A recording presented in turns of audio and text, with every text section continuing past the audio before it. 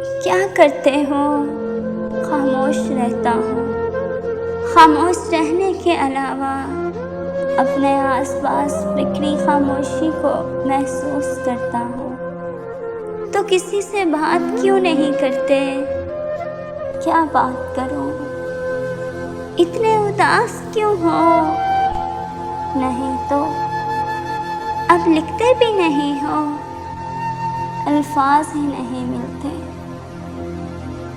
पहले तो इतने मायूस नहीं हुआ करते थे, तो मैं अब भी मायूस नहीं हूँ।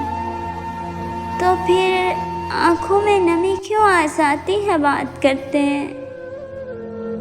मैं खुद नहीं समझ पा रहा। कुछ कहना चाहते हो, कोई सुनने वाला नहीं।